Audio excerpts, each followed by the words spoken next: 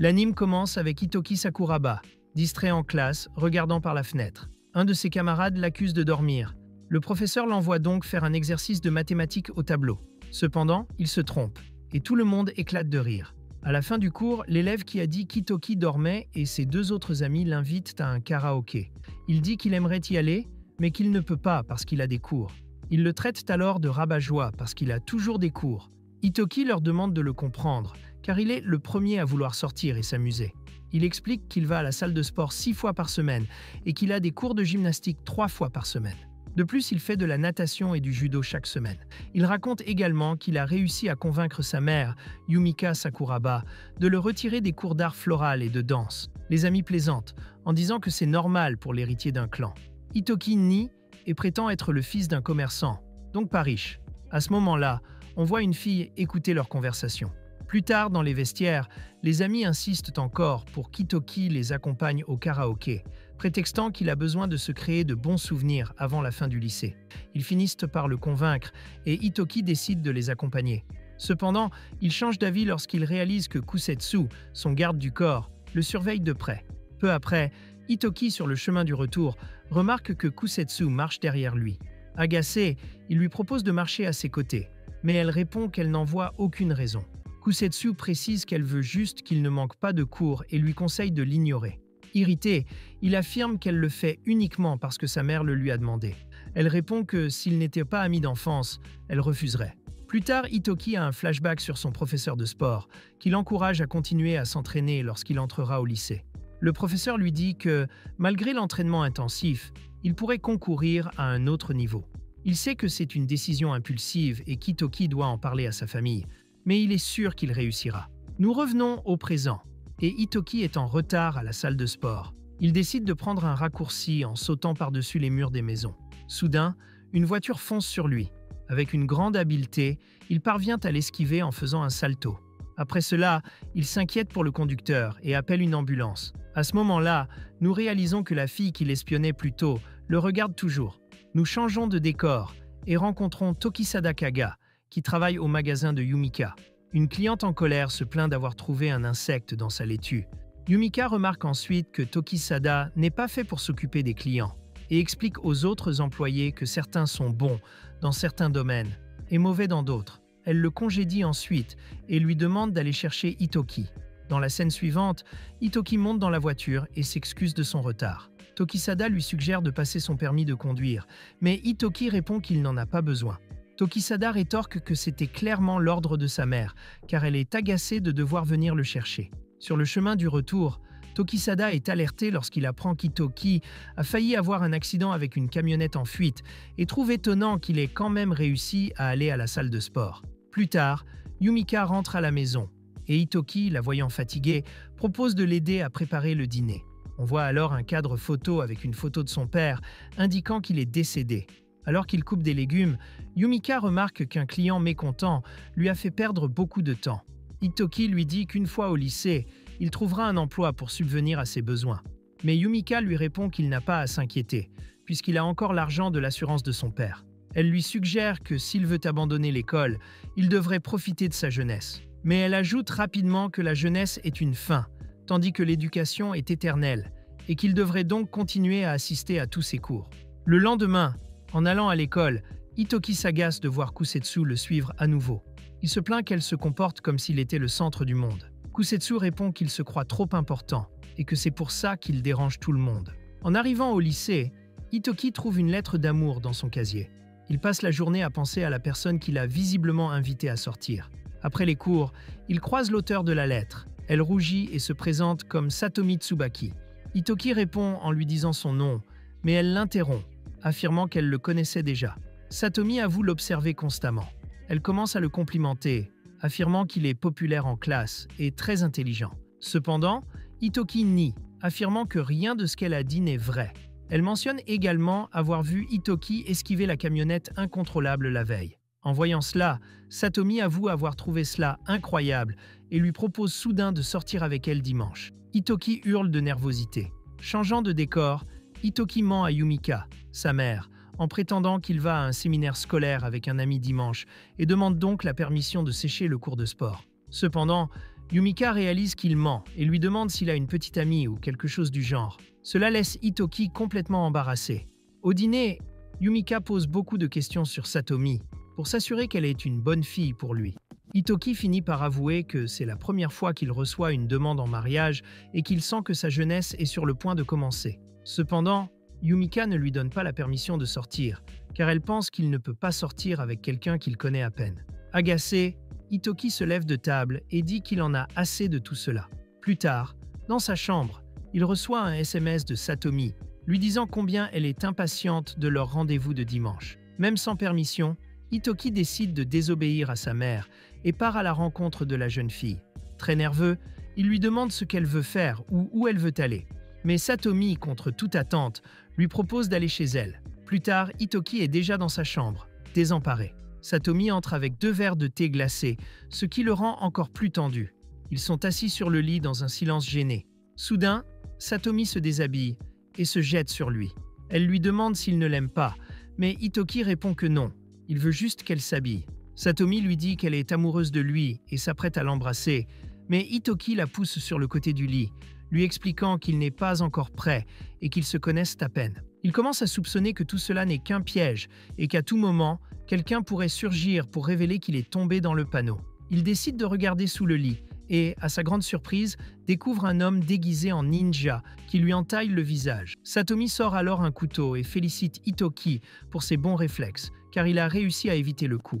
D'autres ninjas apparaissent et attaquent Hitoki, encore confus, pensant que tout cela n'est qu'une blague. Cependant, lorsque Satomi lui dit de se préparer à mourir, Kusetsu apparaît et le sauve. Kusetsu lui ordonne de sauter par la fenêtre. N'ayant d'autre choix, Hitoki obéit et se laisse tomber sur un tissu spécial doté d'une technologie de camouflage, devenant invisible. On le met alors dans une voiture et on l'emmène. Désespéré, Hitoki implore qu'on lui laisse la vie sauve, car il ne comprend rien à ce qui se passe. Mais lorsqu'il ouvre les yeux, il aperçoit Raiha et se calme. Mitsuzu, qui conduit, lui est également familière, car ils travaillent tous deux dans l'atelier de sa mère. Hitoki demande où est Kusetsu, et Mitsuzu répond qu'elle va bien. Comme Hitoki est la cible, ils doivent l'emmener en lieu sûr. Cependant, les ennemis lancent des pics sur la voiture, détruisant les pneus et provoquant le retournement du véhicule. Hitoki s'évanouit et, lorsqu'il reprend connaissance, Raya lui demande de fuir vers la ville pendant qu'ils affrontent les ninjas. Hitoki court pendant plusieurs heures jusqu'à atteindre une rue déserte. Soudain, les lumières de la ville s'éteignent. Un policier apparaît et Hitoki explique tout ce qui s'est passé, mais l'agent ne le croit pas et lui demande de se calmer. Le policier explique que la panne de courant est due à l'installation d'un transformateur. Hitoki soupire de soulagement de trouver quelqu'un pour l'aider. Cependant, un ennemi apparaît et le frappe, le faisant s'écraser contre un mur. Les assaillants l'attachent et lui couvrent la bouche pour l'empêcher de crier à l'aide. À terre, ses yeux se remplissent de larmes, persuadé que c'est la fin. Mais, à ce moment précis, Tokisada apparaît, fumant une cigarette. La première chose que fait Tokisada est de demander à Hitoki comment s'est passé le rendez-vous. Il veut aussi savoir s'il a réussi à l'embrasser. Tokisada réalise que le policier fait semblant d'être mort et qu'en réalité, il est complice des ninjas. Peu après, le policier se lève et rejoint ses ennemis. Mais Tokisada est si rapide qu'il le perd de vue. Il s'approche d'Hitoki et s'excuse d'avoir mis autant de temps. Il lui annonce qu'il est temps de se mettre au travail, puis enfile une combinaison high-tech pour affronter les ninjas. Changement de décor. Hitoki se réveille, reposant sur les jambes de Kusetsu. Il se demande qui sont les hommes qui l'ont attaqué. Mais Tokisada lui dit de sortir de la voiture, car ils sont déjà arrivés. Hitoki aperçoit alors un immense escalier et apprend que c'est la maison de sa famille. En arrivant, tout le monde est rassemblé autour, attendant le chef du clan. Yumika apparaît alors et Hitoki est surpris de voir sa mère. Cependant, elle lui ordonne de l'appeler chef du clan. Elle lui explique alors qu'il s'agit d'un clan de ninjas du village d'Iga. Il ne la croit pas, car sa mère est à la tête d'un magasin de service. Yumika répond que ce n'est qu'un masque pour cacher sa véritable identité. Elle explique que tous les ninjas exercent des métiers différents pour se cacher de la société. Elle ajoute également que les ninjas ont des règles très strictes et évitent les conflits avec les autres villages en les suivant. Grâce à cela, l'équilibre a été maintenu au cours des dernières décennies. Cependant, ces dernières années, le village de Koga a cherché à le perturber. Elle révèle l'existence de nombreux villages ninjas. Les ninjas de Koga utilisent leur grande fortune et leur jujitsu moderne comme arme. Ils apprennent alors que Koga envisage de prendre Iga. Elle explique alors pourquoi ils en voulaient à Hitoki. Il est le successeur du village. À ce moment-là, on voit tout le monde s'incliner devant lui, ce qui le rend encore plus confus. Yumika explique pourquoi elle l'a élevé si rigidement. C'était pour ce moment précis. Elle lui dit alors qu'il doit devenir ninja. Itoki est paralysé, car il n'y croit pas. De plus, il n'est même pas convaincu de la véracité de cette histoire de ninja. Après réflexion, il demande pourquoi la police ne s'occupe pas des ninjas de Koga. Mais on lui explique que le clan Koga peut facilement tromper la police. Le Tokisada demande la permission de l'emmener et le traîne dehors. Tout en fumant, il déclare comprendre ce qu'il ressent. Malgré cela, Itoki doit obéir aux règles du patron et devenir ninja. Itoki explose de colère, expliquant que jusqu'à hier, il menait une vie normale. Il allait à l'école et étudiait. Il pensait étudier dans la même école que ses amis.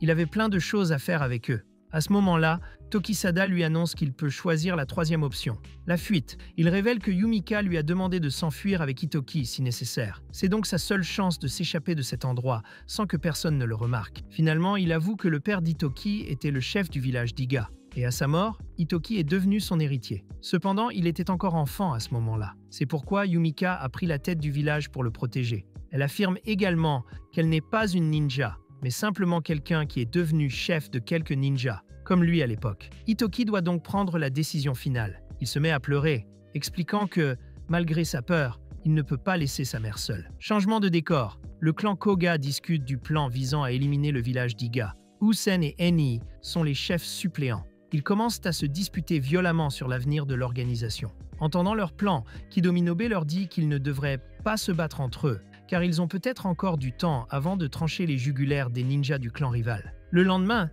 Itoki se réveille et Raiha l'informe que l'heure du petit déjeuner approche. Il mentionne qu'ils lui expliqueront un plan plus tard. Raiha lui explique ensuite que son école n'est pas sûre et qu'il faut le transférer dans une autre. Elle lui montre ensuite une vidéo où l'on voit que la meilleure option pour lui est d'intégrer la seule école ninja du Japon. Raiha parvient à le convaincre, mais le prévient que l'examen d'entrée a lieu après-demain. Après cela, Usen se rend au magasin de la mère du protagoniste. Il vient au nom de l'entreprise Koga pour accepter un contrat de distribution de nourriture. Mitsuzu et Yumika savent tous deux qu'il s'agit d'un accord avantageux qui les désavantage clairement.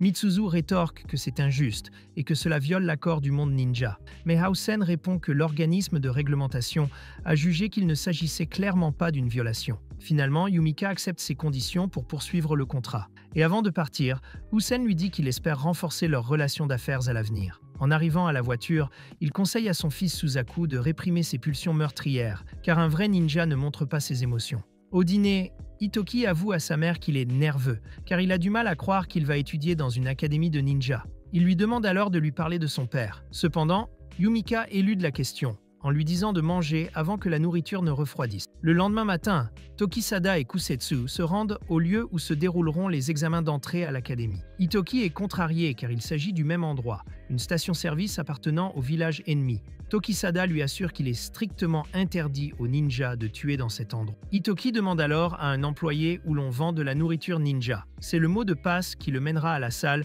où se déroulera l'examen. Le professeur annonce alors que tout le monde étant rassemblé, les épreuves vont commencer. La première épreuve sera une simulation de ninjutsu, un jeu de cache-cache. Cette épreuve se jouera entre deux personnes, le chercheur et le trouveur. Le professeur explique les règles à suivre et précise qu'ils seront surveillés en permanence par des caméras. L'évaluation portera sur leur capacité à se cacher. Oitoki est surpris par l'expression d'Amaiko, qui affiche le même regard inquiétant qu'à Satomi lorsqu'elle l'a attaqué dans sa chambre. Pendant qu'Oitoki effectue l'activité, on voit Tokisada et Kusetsu dans le magasin, en train d'éliminer des rivaux qui prévoyaient une attaque. Kusetsu lui explique calmement que des ninjas déguisés sont à ses trousses, mais qu'ils ne peuvent pas fuir, car ils échoueraient et ne pourraient pas entrer dans l'académie. À ce moment-là, un ninja lui lance un objet pointu, mais Kusetsu parvient à l'esquiver. Soudain, elle disparaît et explique à Itoki que la femme utilise le Mirage Type 3 pour se camoufler. On découvre alors que l'agresseur est Asatomi,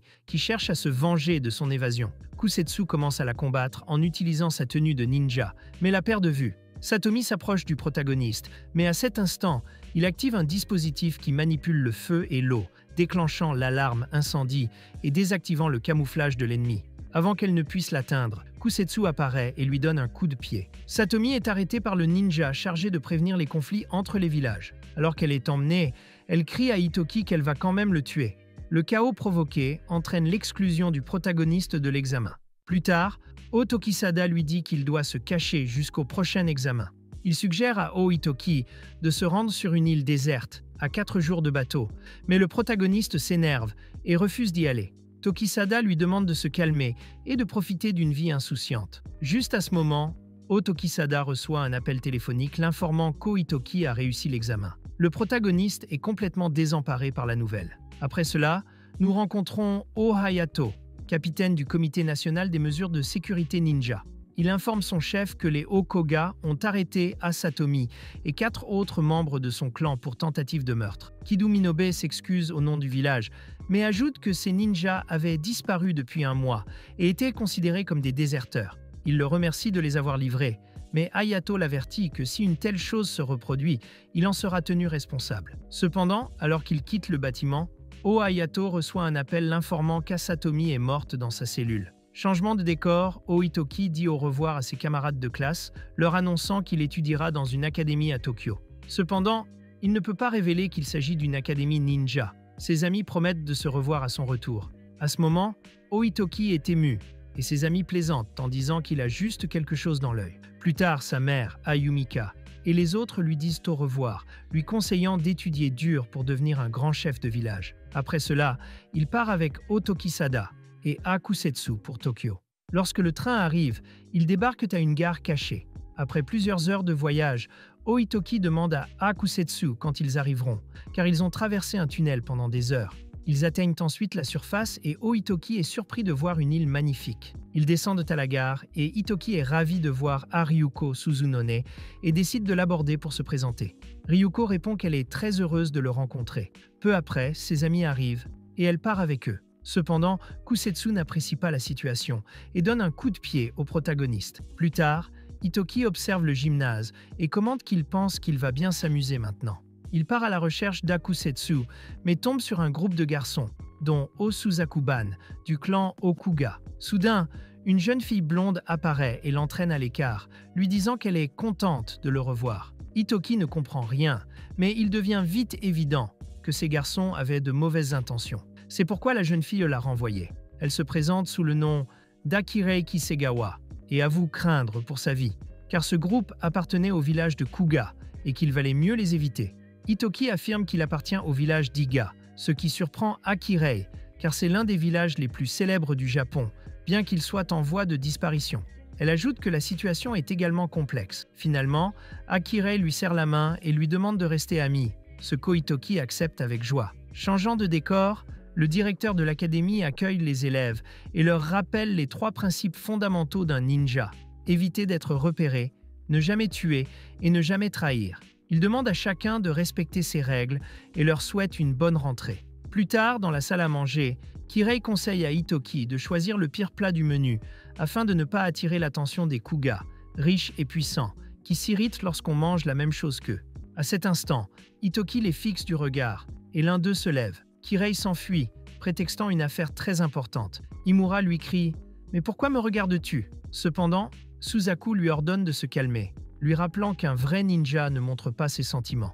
Il affirme ensuite que le futur chef Iga manque de bonnes manières et accuse le clan Iga d'avoir tué le chef du village Koga. Il affirme que Kishinmaru était le meilleur ninja de l'histoire, car personne ne pouvait le rivaliser en ninjutsu. Il ajoute également qu'il était un gentleman exemplaire qui souhaitait renforcer les liens avec les autres villages. Suzaku s'énerve alors et s'exclame qu'il était quelqu'un de bien et qu'il n'aurait pas dû mourir. Il promet de faire payer les Iga pour ce crime. Dans la scène suivante, Itoki est ravi de voir le dortoir et mentionne qu'il est plus beau que sa propre maison. Cependant, Kirei explique qu'il s'agit du dortoir de la famille Kuga, ce qui nous amène à constater que le dortoir Iga ressemble à un vieux lieu abandonné.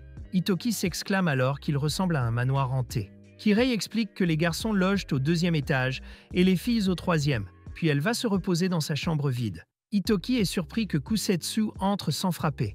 Elle veut juste le prévenir que les Koga les accusent à tort. Mais Itoki réfléchit, car si c'est vrai, il est probable que quelqu'un de son entourage ait tué Kishinmaru. Le lendemain matin, tous les élèves sont réunis pour leur premier examen. Le professeur leur donne leur tenue de ninja, qu'ils doivent porter avec le noyau générique. On découvre alors que tout le monde sait s'en servir, sauf Itoki, qui n'a pas fréquenté l'école de ninja et n'a reçu aucune formation. Itoki parvient difficilement à enfiler la tenue.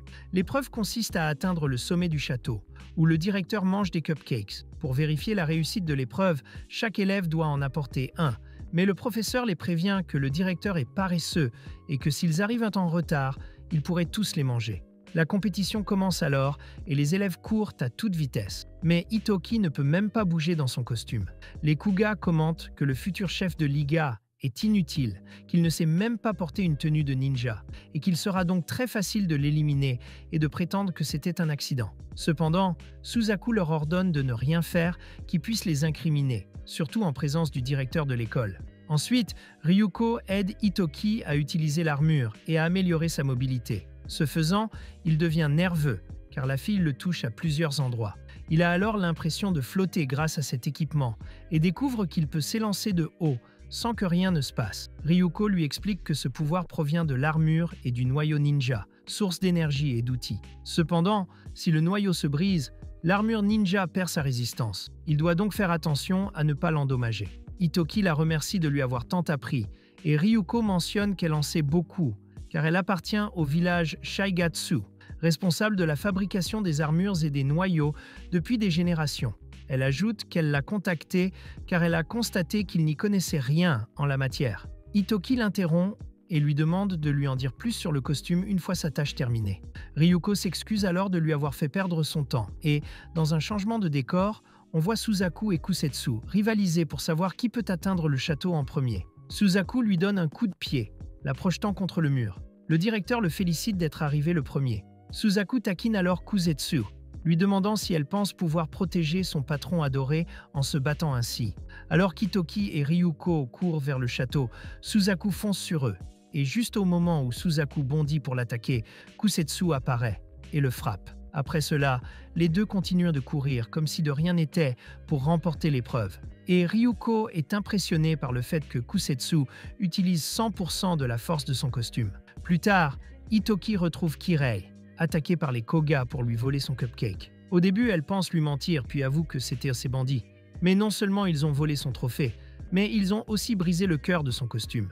Hitoki envisage de le signaler au professeur, mais Kirei répond que c'est inutile, car le directeur a dit que rien n'arriverait tant qu'il ne serait pas clairement découvert. Hitoki leur demande de le laisser tranquille. Il court vers les bandits pour récupérer le cupcake, mais il l'esquive, le projetant contre le mur. Ils commencent à le frapper sans qu'il puisse se défendre, et Imura lui fracasse alors la tête du pied, annonçant qu'il est temps pour lui de mourir. Mais le directeur apparaît et interrompt le combat. Il demande au protagoniste s'il souhaite être emmené à l'infirmerie, ce à quoi il répond que ce n'est pas nécessaire, car il ne lui est rien arrivé. Il rend ensuite le cupcake à Kirei, mais elle refuse de l'accepter de lui. Cependant, il avoue l'avoir pris aux hommes de main de Koga. Plus tard, on retrouve Imura devant le professeur, incapable de retrouver son cupcake. Il se souvient du moment exact où Hitoki le lui a pris et devient furieux, criant qu'il le tuera dès qu'il le retrouvera. Après cela, Suzaku le gifle, lui signifiant clairement de ne plus les laisser s'embarrasser. Hitoki arrive alors avec Kirei, la portant sur son dos, visiblement blessé. Cependant, Hitoki demande à Ryuko de la porter jusqu'à la ligne d'arrivée, car il a encore quelque chose à faire au château. Les deux filles commentent qu'Hitoki est un vrai gentleman et rient ensemble. Plus tard, on voit que le proviseur n'a plus qu'un cupcake et décide de le manger, car Hitoki a mis trop de temps à l'obtenir. Il crie sur Hitoki, visiblement en colère d'avoir échoué au premier test. Puis, changement de décor, alors qu'il est devant le distributeur, le clan Koga commence à l'insulter. Incapable de supporter l'humiliation plus longtemps, il décide d'acheter un ramen à 300 yens. Malgré cela, il hésite et finit par acheter la nourriture ninja, qui n'a pas l'air très appétissante. Kusetsu dit qu'il est clairement un lâche, mais Hitoki répond qu'elle l'est aussi, car aucun d'eux ne veut accepter l'idée que l'achat de ramen à 300 yens pourrait causer des problèmes avec les Koga. Kirei et Ryuko demandent s'ils peuvent s'asseoir avec eux. Là, tout le monde éclate de rire, car, au final, ils mangeront tous la même nourriture dégoûtante. Changement de décor. On assiste à une réunion du clan Koga pour discuter du meurtre de leur ancien chef. Ils sont convaincus que le coupable appartient au village d'Iga et décident d'enquêter d'abord sur Tokisada. On voit ensuite une femme en retard au travail au bâtiment de l'organisation de régulation ninja.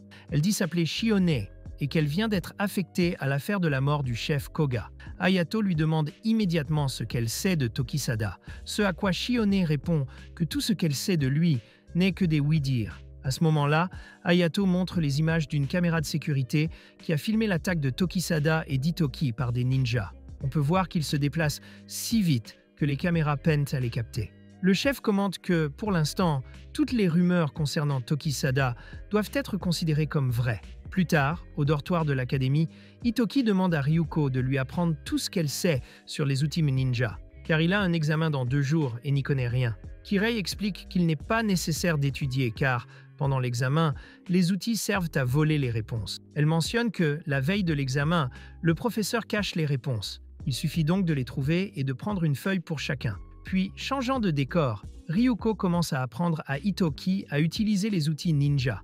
Lors de l'explication, elle révèle que, depuis son enfance, son père lui a toujours fait comprendre qu'il ne la laisserait pas devenir sa successeur, l'élevant comme une jeune femme ordinaire. Cependant, elle est certaine que son père a les meilleures intentions pour elle. Plus tard, Itoki demande à Kusetsu pourquoi ils ont décidé de le choisir à la tête du village plutôt que Tokisada.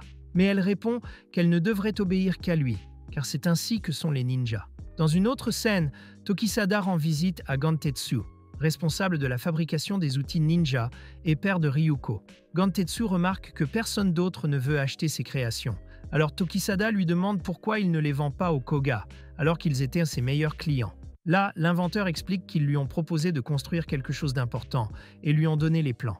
Gantetsu ne peut révéler de quoi il s'agit, mais il affirme avoir l'intention d'accepter l'offre. Il précise cependant qu'accepter l'offre ferait de tous les esclaves de Skoga, mais que s'il refuse, le village de Saigatsu fera faillite. Gantetsu mentionne qu'il a visiblement une fille nommée Ryoko, mais qu'il l'aime trop pour hériter de sa position. Alors il préfère que sa fille soit heureuse dans le monde normal, plutôt que de la voir souffrir. De retour au lycée, on découvre que les garçons ont l'intention de voler les réponses, accompagnés de 2 élèves qui admirent Tituki, notamment pour la façon dont il a défendu ses camarades lors de l'épreuve du cupcake. La nuit, ils s'infiltrent dans les couloirs du bureau principal. Ryoko confie un drone à Ituki pour observer la cible à distance, ce qui lui permet d'enregistrer le coffre-fort. Mais à son retour, l'appareil frappe à la porte, ce qui fait reculer l'enseignante. Cependant, Akira lance une bombe fumigène pour tromper l'enseignante et lui permettre de chercher des réponses dans le bureau. De l'autre côté de l'écran, Tokisada s'apprête à infiltrer l'usine Kuga. Il utilise également un drone pour masquer la caméra de sécurité tout en courant à toute vitesse. Derrière lui, Shion, visiblement cachée dans les buissons, surveille ses moindres faits et gestes. Elle est chargée de l'espionner, car il est le principal suspect de la mort du chef des Kuga. Voyant ce qu'il fait, elle commence à penser que Tokisada est fou, car il est très dangereux d'infiltrer cette usine. De retour avec Ituki et ses compagnons, ils poursuivent leur plan, mais sont surpris par les Kuga. Ils parviennent à ouvrir le coffre-fort, mais Akira affronte Rimura et ses hommes de main. Pendant ce temps, Tokisada pénètre dans le bureau du président de l'usine. Il tente de trouver les plans d'une opération, mais ne trouve que de l'argent. Là, il réalise que Shion le suit et lui tend un piège, ce qui permet aux gardes de la découvrir. Le lendemain, Shion s'excuse auprès de son patron, expliquant qu'elle a fait une erreur et perdu Tokisada, ce qui explique pourquoi elle n'a pu obtenir aucune information. Il lui dit qu'elle peut poursuivre la mission, mais lui demande de ne plus en parler. Il lui demande ensuite ce qu'elle pense de l'usine Kuga, à laquelle elle répond qu'elle semble trop surveillée pour être une usine à cupcakes ordinaire. Il veut savoir s'il y a une quelconque indication sur ce qui y était fabriqué, mais elle n'en est pas certaine. Plus tard, le professeur donne les devoirs aux élèves et, à leur grande surprise, ils découvrent que les réponses ne sont pas les mêmes que celles qu'ils ont volées. On apprend ensuite que la veille, les Kuga étaient arrivés en premier au coffre et avaient modifié les questions. De ce fait, Ryoko était la seule de l'équipe à avoir répondu correctement aux devoirs, car elle s'y connaît en outils ninja. À l'usine Kuga, le président est furieux, car quelqu'un s'est fait passer pour lui et leur a demandé d'acheter 10 poupées ninja Gantetsu et de déposer l'argent immédiatement. On découvre que Tokisada a agi ainsi pour que Gantetsu, le père de Ryoko, puisse se rétablir financièrement. On voit ainsi l'enthousiasme de Gantetsu, car même en sachant qu'il y avait une erreur dans la commande, il ne peut l'annuler, pas plus que les Kuga. Plus tard au village, Tokisada informe Ituki que les Kuga prévoient de voler l'idée de Ziga et de construire l'armure la plus puissante. De retour à l'école, on voit les élèves s'entraîner au nettoyage et Kutetsu révèle à Ituki qu'un membre de leur groupe est un traître qui divulgue des informations au clan Kuga, car ils n'avaient aucun moyen de savoir où se trouvait le coffre-fort qu'ils allaient ouvrir. En entendant cette information, Ituki devient pensif et méfiant envers chacun de ses amis. Après cela, on voit le chef du clan Fuma exiger que Kirei reste une traîtresse, quoi qu'il arrive, lui disant qu'elle doit mentir et tricher pour remporter la victoire. De l'autre côté de l'écran, Ituki invite tous ses amis à passer quelques jours de vacances au village de Ziga. Sa mère accueille tout le monde, mais se tourne ensuite vers Ryoko, regrettant ce qui s'est passé. Plus tard, on retrouve Tokisada avec le père de la jeune fille devant l'atelier. Malheureusement, les Kuga ont attaqué son atelier et ont tout détruit. Cependant, malgré leur appartenance à leur clan, ils doivent accepter l'ordre de construire une armure supérieure et un noyau plus puissant. Cependant, Ganteitsu se soucie davantage de savoir où se trouve sa fille. Tokisada propose alors de l'emmener au village et de l'y laisser quelques jours, car Ziga accueille toute personne ayant besoin d'un toit. Après cela, nous retournons au village de Ziga, où tout le monde est impatient de mieux connaître les lieux. Ituki leur demande de bien se mettre à l'aise pendant son absence, car c'est aujourd'hui l'anniversaire de la mort de son père et il a des choses à faire. À ce moment-là, nous voyons Kirei visiter la maison, et c'est là que nous découvrons qu'elle a des armes cachées. Elle communique avec Susako par l'intermédiaire d'un oiseau messager, et nous pouvons voir que le message qu'elle a envoyé indique qu'elle a réussi à infiltrer la maison de Ziga et que le niveau de sécurité est très élevé. Plus tard, au bureau de régulation ninja, Ashione propose à l'ensemble du conseil d'administration d'arrêter d'enquêter sur Ziga et de commencer à enquêter sur Skuga, car ils utilisent le cadavre de Kinshimaru pour créer quelque chose de nouveau. Elle ajoute qu'une rumeur court selon laquelle les Skuga préparent une attaque de grande envergure contre Ziga, mais le chef affirme que l'information n'a pas été vérifiée et que cela ne ferait que semer la confusion, et qu'il faut donc poursuivre l'enquête sur Tokisada. Pendant ce temps, Ituki et sa mère sont au cimetière. Il raconte à sa vieille dame que le directeur de l'école lui a parlé de son père. Mika est attristée par cette nouvelle et explique que son père accueillait toujours les ninjas qui avaient quitté leur village, car sa devise était d'accepter tout le monde, même s'il était un ninja renégat d'un autre clan. Elle lui raconte ensuite que le jour de la mort de son père, ils étaient en mission avec Tokisada. Elle ajoute qu'en tant que chef du village, elle a envoyé ses ninjas dans des missions bien plus dangereuses, mais qu'elle doit être forte et accepter le fardeau que représente le fait d'être chef de clan. La vie de tous est entre ses mains. Plus tard, on voit Ituki et les filles se rendre au marché pour faire quelques courses. Là, ils découvrent que tous les employés sont des ninjas, mais ils l'ignoraient visiblement. Elles sont très heureuses qu'Ituki soit entré à l'académie. Ituki est surpris, car il a toujours fréquenté ce marché, mais il n'aurait jamais imaginé qu'ils étaient tous des ninjas cachés. Après cela, ils vont pêcher dans la rivière et rougissent en voyant les filles en maillot de bain. Ils commencent alors à attraper plein de poissons avec différentes techniques. Akirei est triste, car, tout comme sa méthode de pêche, elle se sent comme un petit poisson, car elle est une imposteuse et n'a pas de village. Elle explique également que c'est clairement la raison pour laquelle son clan occupe la plus basse position sociale. À ce moment, elle se souvient de son enfance. Son père l'a forcée à mentir et à tricher, lui répétant que c'était le seul moyen pour le clan Fuma de survivre. Sa mission est donc de tromper et de se faire passer pour quelqu'un d'autre pour obtenir des avantages. Retour au présent, Ituki l'écoute attentivement. Lorsqu'elle termine, Ituki lui dit qu'elle est une très bonne personne et qu'il n'oubliera jamais le premier jour d'école, où il était très nerveux, jusqu'à ce qu'Akirei vienne le voir et leur propose de devenir amis. Très touchée, elle retourne au manoir avec un seau rempli de poissons.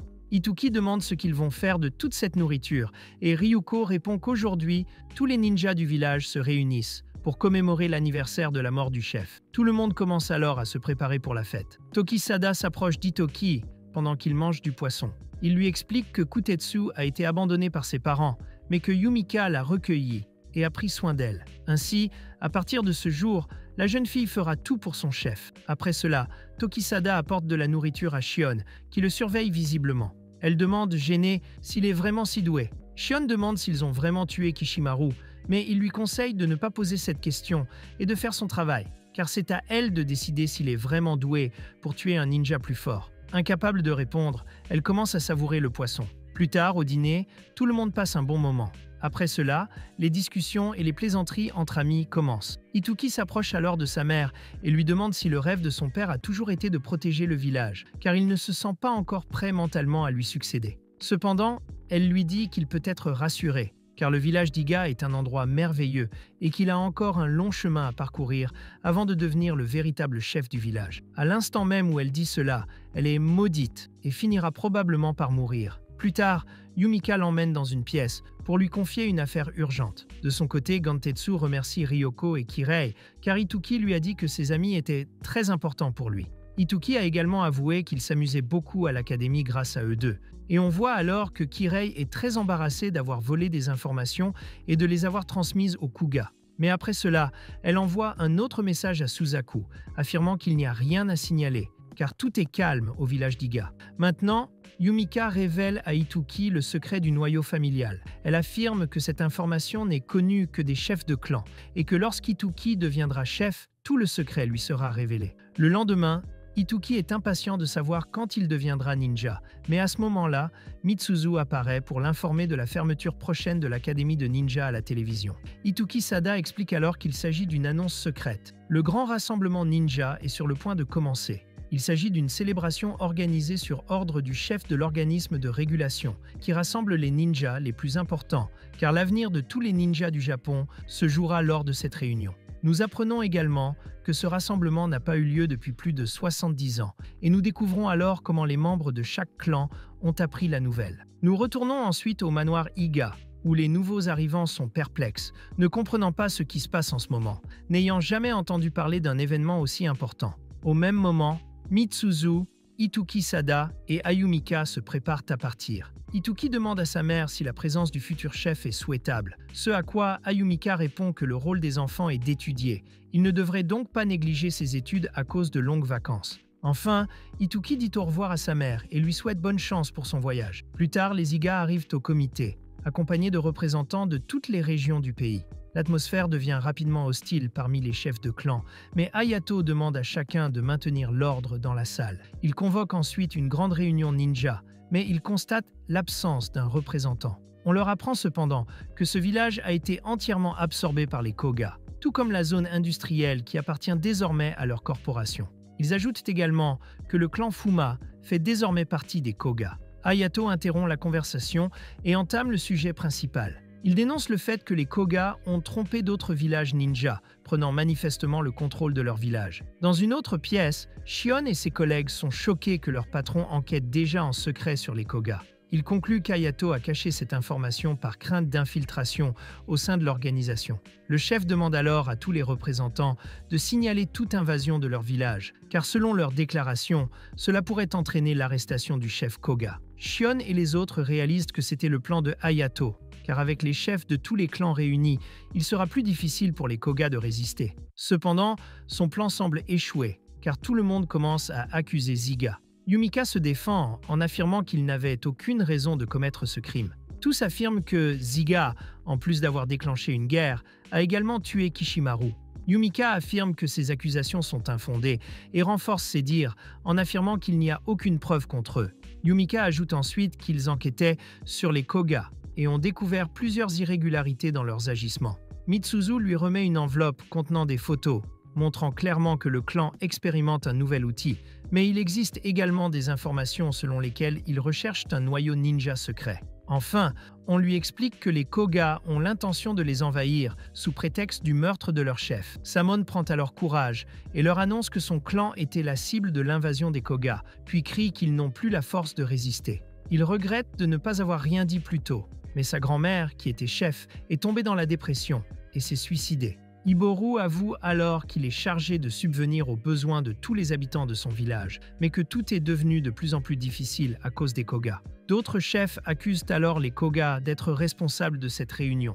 D'autres chefs se lèvent également pour dénoncer les attaques de Klangdao, et de plus en plus de chefs en viennent à la conclusion que les Koga sont responsables. Cependant, alors qu'ils emmènent le chef, un homme nommé Genji, capitaine de la 2e division de l'organisation ninja régulatrice, apparaît. Il annonce avoir des preuves du meurtre de Kishimaru. On leur montre alors des images capturées par une caméra de sécurité, où l'on voit quelqu'un poignarder l'ancien chef de clan Kuga. Cependant, on entend également le son du noyau ninja. Genji explique que le bruit produit par les armures est caractéristique de chaque village, et il conclut finalement que ce bruit provient du village d'Iga. Genji demande alors à Yumika de les accompagner au tribunal, mais Tokisada se tient devant lui, un couteau caché. Le chef d'Iga affirme qu'il n'y a rien à craindre, puisqu'ils n'ont commis aucun crime. Avant de partir, Yumika demande à Tokisada de dire à Itoki qu'elle lui laisse le village. Après cela, la grande réunion ninja prend fin. Plus tard, Mitsuzu annonce l'arrestation de Yumika. Pour le rassurer, il affirme qu'ils n'ont rien fait de mal et qu'ils sont innocents. Elle devrait donc être libérée prochainement. Kuteitsu s'adresse alors à Tokisada et lui demande d'élaborer un plan pour la sauver. Tokisada fait alors comprendre à Itoki que le village est entre ses mains. Itoki ordonne alors le rassemblement de tous les membres du clan Iga. De l'autre côté de l'écran, on voit Henry déclarer la guerre au clan ennemi. Il décide également que ses ennemis doivent être complètement exterminés. Plus tard, on voit Hayato dans la salle de contrôle, regardant la vidéo de la mort de Kishimaru. Mais à ce moment-là, Genji entre en tenue de ninja et le poignarde dans le dos. Il comprend enfin que Genji était le traître au sein de l'organisation. Le lendemain, une cérémonie est organisée pour faire d'Itoki le véritable chef du village. Bien qu'il soit prêt à assumer cette responsabilité, il affirme qu'il ne sera le chef que jusqu'à ce qu'il puisse ramener sa mère. Plus tard, on voit Yumika enfermée dans une cellule. À ce moment, Genji apparaît, annonçant qu'il a pris la place d'Hayato et qu'elle sera désormais condamnée à mort. Ensuite, on voit Kido révéler qu'il est malade depuis sa naissance. Son corps a donc dû être reconstruit pour qu'il puisse devenir le chef de Shuga. Depuis, il ne se souvient que de la douleur des expériences qu'ils ont subies pour atteindre leur objectif. Ses efforts ont été totalement vains, et la seule chose dont il se souvient est de s'être réveillé en proie à d'atroces souffrances. À ce moment-là, sa seule pensée était qu'il aurait souhaité ne jamais être né ninja. Ou mieux encore, qu'il aurait souhaité qu'il n'y ait plus de ninja dans ce monde. Plus tard, on le voit sortir de prison, où Genji s'excuse de l'avoir enfermé dans un tel endroit. Il semblerait qu'il appelle le clan Koga à mettre à exécution son plan contre les androïdes. On assiste alors à une réunion d'urgence de l'entité qui régule les ninjas, où l'on apprend que 72 heures se sont écoulées depuis la disparition complète d'Hayato. Par conséquent, le rôle de chef sera assumé par Genji. Face à cette nouvelle, Shion interrompt tout le monde pour dire que son chef est en mission solo et que sa disparition n'est pas une raison pour prendre des décisions aussi hâtives. Genji annonce qu'une deuxième escouade sera bientôt envoyée à la recherche d'Hayato et révèle que Kido sera libéré faute de preuves. Genji annonce ensuite que Yumika sera condamnée à mort pour tentative de meurtre sur le chef du clan Koga. À la fin de la réunion, Shion est promu capitaine de la première escouade de l'organisation. Plus tard, elle rencontre son équipe pour lui faire part de ses soupçons concernant la promotion de Genji au poste de chef. Elle s'interroge sur le traitement différent réservé au clan Koga par rapport aux Iga et trouve suspect qu'elle, visiblement novice, ait été promue capitaine de la première escouade. Elle propose donc de retrouver Hayato afin de clarifier la situation. Pendant ce temps, Kido et Genji se rendent au bureau du chef du clan Iga pour lui proposer un marché en échange de sa liberté. Avant qu'ils puissent dire quoi que ce soit, Yumika comprend qu'ils veulent connaître le secret de l'énergie perpétuelle de l'armure secrète du clan, mais elle refuse de le leur donner, car si cette précieuse information tombe entre de mauvaises mains, la sécurité de l'humanité sera menacée. Genji l'avertit qu'elle a jusqu'au lendemain pour décider si elle sera exécutée ou non, et de l'autre côté de l'écran, on voit Ituki et les filles se réunir au quartier général du clan Iga. Elles espèrent qu'il sera un bon chef. Sorti de nulle part, Tokisada apparaît. Il demande à Ituki et Kotetsu de l'accompagner à une réunion d'urgence, où tout le monde apprend que Yumika sera exécutée le lendemain. L'un des membres du clan propose de partir en mission de sauvetage, s'opposant à la décision de l'organisation ninja régulatrice. Mais Mitsuzu affirme que s'ils le font, ils finiront par déclarer la guerre à tous les clans. Tokisada propose alors son expulsion du clan, afin de pouvoir aller secourir le chef, sans que tous aient à subir les conséquences d'une guerre. Raiha affirme que ce n'est pas nécessaire, car personne ne croira à son expulsion, et ne verra ses actions que comme une attaque contre le village. Kotetsu attaque immédiatement Ituki, et exige son expulsion, afin de pouvoir accompagner Tokisada en mission de sauvetage, n'ayant aucun lien de sang avec le clan. C'est la seule façon pour elle de remercier Yumika de l'avoir accueillie, et de l'avoir accueillie enfant. Finalement, Ituki réagit et donne son premier ordre en tant que chef du village d'Iga. Il confie le sauvetage de sa mère à Tokisada et Kotetsu, car le temps presse et ils n'ont d'autre choix que de recourir à la force pour la sauver. Ils doivent également éviter de causer de graves dommages à quiconque, et ce faisant, le reste du clan doit rassembler des preuves pour prouver leur innocence et l'innocence de leur clan.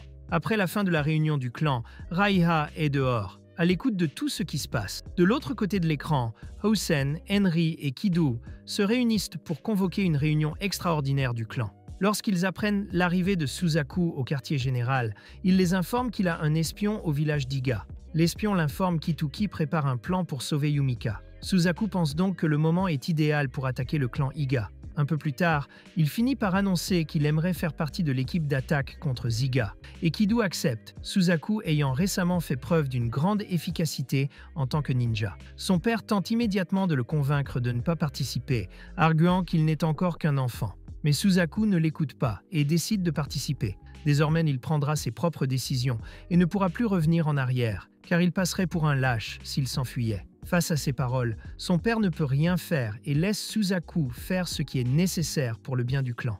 Plus tard, une réunion du clan Kuga a lieu pour autoriser l'attaque du village de Riga, mais Uzen et un groupe de personnes s'opposent à l'opération. Soudain, Kido lui tire dessus, lui signifiant clairement qu'il n'y a pas de place pour les lâches dans son village. Après cela, plusieurs annonces de catastrophes sont diffusées dans toute la ville, et les citoyens sont invités à rester chez eux. Au même moment, Mitsuzu comprend qu'il s'agit d'une stratégie des Kuga pour dissimuler l'attaque qu'ils prévoient de lancer contre les Riga. On voit alors l'ennemi approcher du village avec plusieurs camions chargés d'androïdes. De plus, plusieurs ninjas sont prêts à lancer l'invasion. Soudain, nous découvrons que le clan Riga dispose d'une technologie de pointe pour les affronter. Cependant, de nombreux androïdes survivent à l'explosion du canon, obligeant le justicier du clan Riga à mourir tel un ninja. Il finit par anéantir une grande partie de l'attaque ennemie. Témoin de sa mort, tout le monde pleure sa perte. Mais comme ils sont en guerre, ils doivent poursuivre l'attaque. Au même moment, nous apercevons deux jeunes hommes se tenant la main s'approcher de l'entrée de la prison,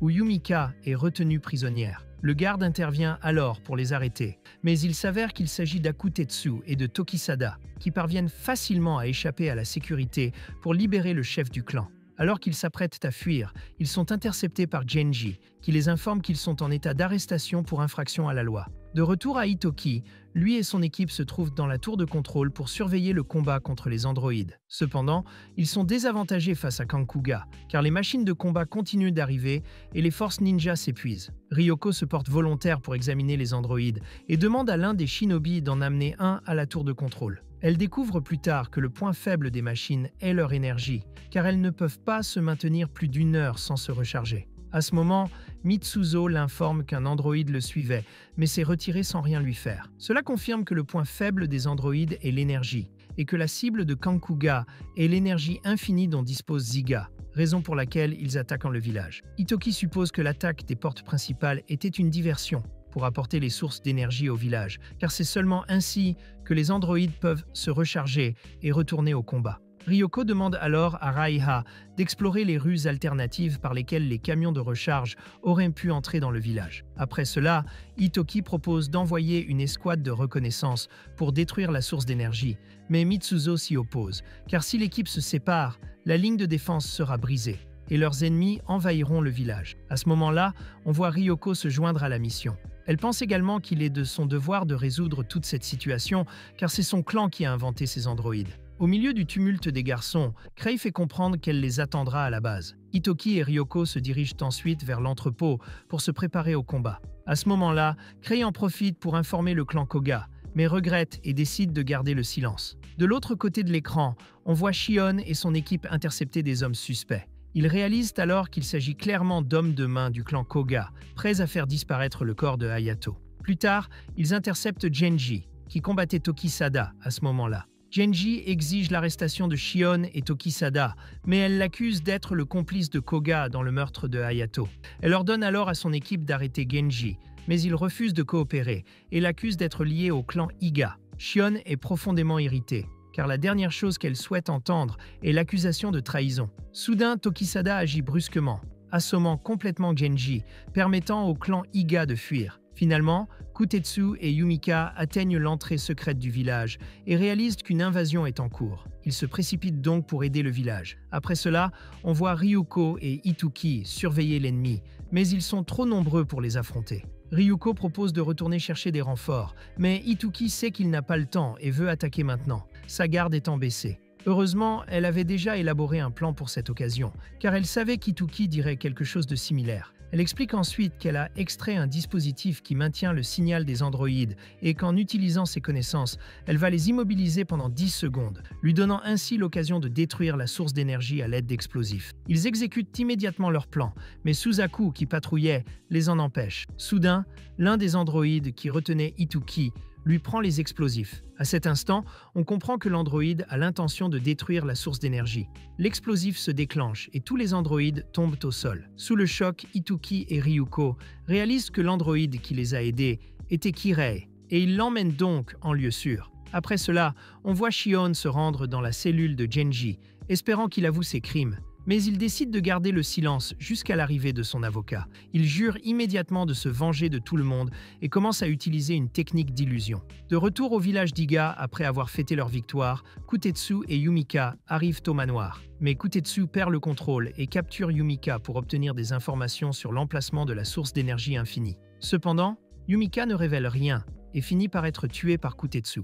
On voit ensuite plusieurs androïdes ninjas semer la destruction dans la ville. Ils prennent également le contrôle de plusieurs villages. Au même moment, Ituki est dévasté par la mort de sa mère. Raiha l'informe alors qu'il devrait être officiellement nommé chef du village. Elle ajoute qu'ils essaient de faire parler Kutetsu, mais qu'elle refuse de dire un mot, et qu'il faut donc décider de sa punition au plus vite. Ituki regarde la tache de sang où se trouvait sa mère, et les souvenirs de la veille lui reviennent en mémoire. Plus tard, quelqu'un prévient Suzaku qu'il vaut mieux ne pas retourner à Skuga, car Kidu est hors de contrôle, et qu'il tuera quiconque ne suit pas ses ordres. Le garçon demande pourquoi son père a été tué, et l'informateur lui explique que Usen n'était pas d'accord avec le plan de Kidu, et que c'est pour cela qu'il a fini ainsi. Un instant, Suzaku pense que son père l'a mérité pour avoir désobéi aux ordres, mais l'informateur affirme que Usen n'était pas un lâche et qu'il ne souhaitait que le bien-être du village et un avenir meilleur pour son fils. Avant de partir, l'homme demande à Suzaku de prendre soin de lui afin que la même chose ne lui arrive pas. Plus tard, lors de la cérémonie d'investiture du nouveau chef du village d'Iga, Ituki regrette terriblement sa mère. Mais malheureusement, il ne peut rien faire. On voit alors que tout le monde est furieux de ce qui est arrivé à Yumika et veut se venger de Skuga. Cependant, Ituki leur demande simplement d'attendre la fin des funérailles de sa mère. Plus tard, Ryoko et Kirei doivent rentrer chez eux, mais Ryoko demande à Kirei si elle souhaite assister aux funérailles de Yumika. Elle dit que ce serait un honneur. Cependant, Kirei est un peu triste, car elle pense ne pas pouvoir y assister. Après leurs adieux, Tokisada apparaît et demande à Ituki d'aller voir Kutetsu.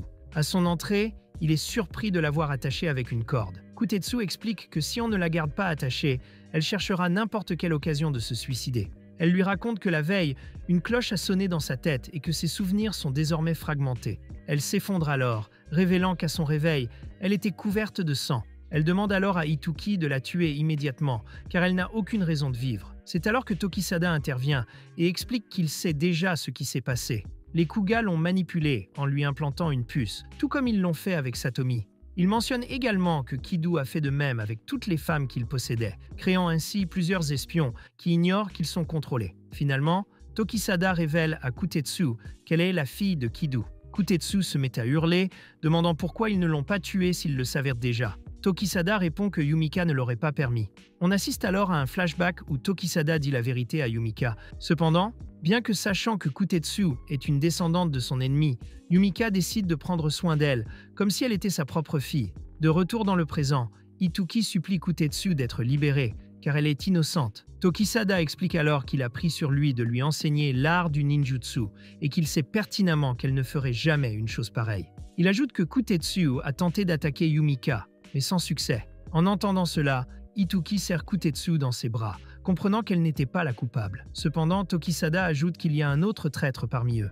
L'instant d'après, Kidu est satisfait, car après tant de temps, il a enfin exécuté son plan à la perfection. Il n'aurait jamais cru que sa fille Kutetsu parviendrait à mener à bien sa mission, la considérant comme un produit défectueux. Il se sent désormais beaucoup plus confiant, car sa rivale n'est qu'une enfant. Après cela, Kirei retourne au village et informe son père qu'elle a accompli sa mission d'espionnage de Ziga. Il ne lui reste plus qu'à remettre le rapport au Kuga, mais elle découvre alors qu'il s'agit d'un piège, les androïdes étant programmés pour l'éliminer. Son père lui affirme que la seule façon de survivre est de tromper tout le monde, et il se prépare donc à la tuer au couteau. Cependant, tout cela n'était qu'une diversion, et son père ouvre une trappe dans le sol pour permettre à Kirei de s'échapper. Alors qu'elle court, une bombe explose pour éliminer les androïdes, où son père crie que le village fumera toujours et survivra. Après cela, Ryuko va rendre visite à son père à l'hôpital et remarque qu'il lui manque une main. Il avoue qu'il ne voulait pas qu'elle le sache, mais qu'il a été très maltraité par Kuga et qu'ils lui ont fait ça juste parce qu'il s'était plaint. Il dit que leur village ne pourra plus fabriquer d'outils. Affolé, Ryuko se met à pleurer dans les bras de son père, ne sachant que faire. Après cela, Ituki reste seul devant la dépouille de Yumika. Une fois les funérailles terminées, Suzaku apparaît et s'incline devant le cercueil, mais traite Ituki de lâche. Ituki repousse rapidement Suzaku et le plaque au sol. Ituki lui demande de comprendre sa douleur en cette période difficile, ce à quoi Suzaku répond que Kido fera tout ce qu'il peut pour détruire Ziga. Suzaku révèle alors que son père s'est opposé à l'invasion des villages et que c'est pour cela qu'il a été tué. Il ajoute également que son père a toujours œuvré pour le bien du clan et qu'il est certain de ne pas avoir eu tort. Ituki demande alors pourquoi Suzaku continue de se battre pour ceux qui ont tué son père. Suzaku jette la carte et avoue que c'est tout ce qui lui reste. Suzaku rentre chez lui et regarde une photo de son père. Il remarque que derrière le cadre se trouve une carte mémoire SD. Il la connecte à l'ordinateur et regarde la vidéo de la mort de Kishimaru. Dans la vidéo, Kishimaru discute avec Kido de l'avenir de l'organisation. Kishimaru refuse qu'il prenne le contrôle de tous les villages et demande à Kido d'annuler immédiatement le projet d'invasion. Kido répond que Kishimaru ne le comprendrait jamais, car il est né avec un talent et que tout le monde l'aimait. Alors que Kido n'a connu que douleur et souffrance, Kishimaru ressent de la compassion pour son frère. Mais à cet instant, un ninja lui transperce le dos. En voyant cela, Suzaku est sous le choc, car tout ce qu'il croyait juste s'est effondré. Le lendemain, Mitsuzu informe Ituki qu'il a reçu une lettre de Kido, exigeant qu'il livre le noyau ninja au village pour lui. Mitsuzu et les autres insistent, prétextant qu'ils seront massacrés s'ils ne le font pas. Cependant, Ituki demande plus de temps pour y réfléchir. Plus tard, devant l'hôtel de Yumiga, Ituki lui demande si elle a déjà envisagé une vie normale, car au début, il ne croyait même pas à l'existence des ninjas. De ce fait, il désapprouve leur mode de vie actuel, mais il n'a aucune intention de fuir ni d'abandonner la position que Yumiga lui a laissée. Il finit par s'excuser et décide de faire les choses à sa façon. Il demande alors de l'aide à Tokisada. Après cela, Ituki rassemble tous les ninjas et déclare qu'il livrera le noyau aux Kuga, à une condition, qu'il les laisse vivre en paix. Personne ne trouve cette décision juste, et ils commencent à crier que c'est stupide et qu'il devrait entrer en guerre. Mais il affirme que c'est sa décision finale et qu'il ne laissera personne changer d'avis.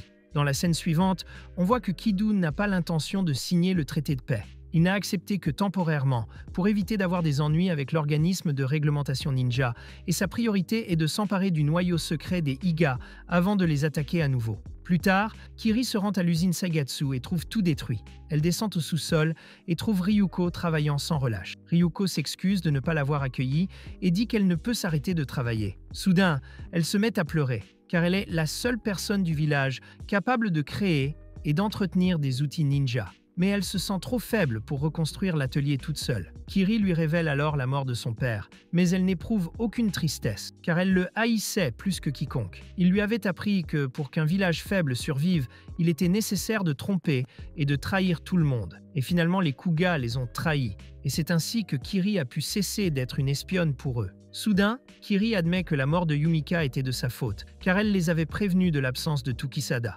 Kiri se met à pleurer, car elle a l'impression d'avoir trahi tout le monde. Mais Ryuko affirme qu'elle est toujours une amie très spéciale, car le temps qu'ils ont passé ensemble était sincère, tout comme ses larmes. Pendant ce temps, Suzaku appelle Kido et lui annonce qu'elle a trouvé la vidéo de ce qui s'est réellement passé ce jour-là, et qu'en signe de loyauté, elle souhaite la lui remettre en main propre. Changement de décor. Mitsuzu et les autres annoncent à Ituki qu'ils ont décidé de ne pas signer l'accord de paix avec les Kuga. Ils demandent également à Ituki de démissionner de son poste de chef du village, mais il refuse. Mitsuzu déclare alors qu'ils doivent se préparer à la guerre. Plus tard, Kiri va s'excuser auprès d'Ituki pour son mensonge et sa trahison. Cependant, c'est Tokisada qui la reçoit. Il révèle qu'il savait déjà qu'elle était sous couverture. Tokisada affirme que, malgré son erreur, elle n'est pas responsable de la mort de Yumika, car le véritable traître se trouve dans le manoir. Pour se racheter, Kiri a fait preuve d'une grande habileté en faisant exploser une base Kuga. Il finit par lui annoncer qu'il ne lui transmettra pas encore son message d'excuse, Ituki étant trop occupé à gérer les affaires du village. Plus tard, on découvre que les ninjas d'Iga prévoient de capturer Ituki et de s'emparer du noyau secret. Ils entrent alors dans la maison et Mitsuzu découvre que Raiha est mal placée. Il l'attaque, affirmant qu'il n'a jamais pensé qu'elle était la traîtresse. Soudain, un flashback apparaît. Ituki dit à Mitsuzu que Kotetsu n'a pas tué sa mère et qu'un traître se cache au sein d'Iga. Il demande à Mitsuzu de l'aider à révéler le traître et Ituki le choisit, car il est la personne la plus loyale et la plus digne de confiance du clan. Retour au présent, où Mitsuzu a immobilisé Raiha. Il lui demande si elle est consciente de tout le sang versé à cause d'elle. Et Raiha finit par révéler que Yumika a pris son mari sans se soucier des conséquences. C'est pourquoi elle a fait confiance à Kido, qui a promis de le sauver. Raiha déclare alors ne pas pouvoir supporter une vie de souffrance et avale une capsule de poison. On découvre ensuite la lettre qu'Ituki a laissée au ninja, où il s'excuse de les avoir trompés, car il ne cherchait qu'à retrouver le traître. Dans une scène parallèle, Tokisada se rend chez Suzaku pour enquêter sur son père. Cependant, Suzaku l'attend, lui remet la carte mémoire contenant la vidéo du meurtre de Kishimaru et lui demande simplement de ne pas se mettre en travers de son chemin. Au même moment, Ituki prévoit d'infiltrer le quartier général de Suga afin de faire une proposition à Kido. Tokisada rejette la suggestion, prétextant que l'endroit serait trop bien protégé, mais Ituki affirme qu'il compte y entrer grâce au noyau secret. Il enfile donc son armure et se dirige vers le village de Suga. Pendant ce temps, Mitsuzu et les autres ninjas regrettent d'avoir jugé Ituki, mais sont déterminés à défendre le village et à se battre de toutes leurs forces. Ils arrivent ensuite au quartier général de Suga, avec Tokisada et Kutetsu.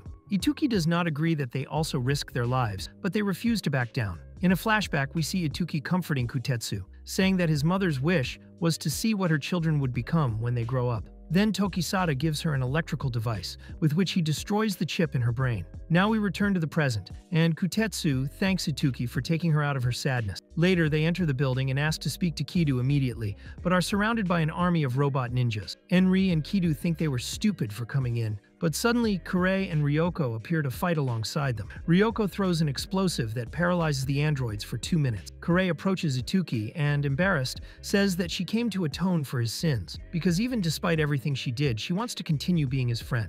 And seeing that she is finally telling the truth, Ituki is happy and accepts her apology. Finally, Ryoko and Kirei stay behind, so that he can advance towards Kido. On the way, they encounter Kuga ninjas, who activate some androids. Ituki asks Kutetsu and Tokisada to stay behind, while he destroys the androids with the secret core. But this leaves him exhausted, because despite moving faster, his stamina is still that of a normal human. The enemy realizes this and tries to capture him, but Kutetsu gets in the way and creates a smoke barrier to escape the place. However, they are intercepted by Suzaku, who decides to help them, facing his former comrades. After this, Kutetsu and Ituki arrive at Kido's office, who is patiently waiting for them. Ituki tries to make a deal, proposing to hand over the core in exchange for peace. He asks Kido about his intention to exterminate the ninjas, and without a clear answer, Ituki suspects that Kido wants to be the last ninja to change the system. Ituki says that if that is the case, he will spare him, but Kido responds that he wants to eliminate all ninjas because he hates his own existence. He challenges Ituki to kill him, but Kutetsu asks him not to. At this point, it is revealed that everything was part of a plan to make Kido confess his crimes, and everything he said was recorded. In a flashback, we see Ituki explaining his plan to Shion, asking that the ninja regulatory body not interfere. Back in the present, Shion orders Kido's capture, who reacts by attacking Ituki and Kutetsu. Ituki says that he will continue to protect the next generation of ninjas, just as his mother did. He and Kutetsu attack Kido, damaging his armor and causing him to lose control. Kido calls him a coward and tries to grab a weapon, but Tokisada appears and stabs him with a metal bar, killing him in the same way that Kido killed his brother. Before leaving, Tokisada takes responsibility for Kido's death and asks Kutetsu to smile every now and then. After that, Shione orders him to be hunted down for the attack on Suga headquarters and Kido's death. She screams into the air that she won't let him escape, but in the background we can see that she clearly enjoys spending time with him. As they leave the building, Ituki asks Kutetsu what she will do from now on, to which the girl replies that she doesn't know yet, but that she is sure that now she can do whatever she wants. After that, several years pass, and Shion is still looking for Tokisada, but deep down, she hopes that he is well and in a good place. We also see that Ryoko is working in her father's workshop, and he has managed to get her a prosthetic arm. Later, we are shown that Kirei has become an actress, and when asked what motivated her to choose this profession, she answers that she became an actress because she is a great liar. In addition, we see that Suzaku has become the head of the Suga clan, and is leading the village as Kinshimaru would have wanted. Finally, we see Kutetsu, who is about to embark on a journey, but before that, she stops by Yumika's grave to say goodbye. There, she says that today will be Ituki's first day of work, but knowing him, he will definitely quit on the second day. When she says this, we see Ituki in the subway extraction. He saves a boy who is about to fall onto the tracks, and this makes everyone around him look at him in amazement at his great skill. The boy asks if he is a ninja, and Ituki feels a kind of satisfaction, but answers that ninjas do not exist, and asks the boy not to believe everything he sees. Thus, the anime Shinobi no Ituki ends. If you like this video and want to see more videos like this, don't forget to like and subscribe to the channel.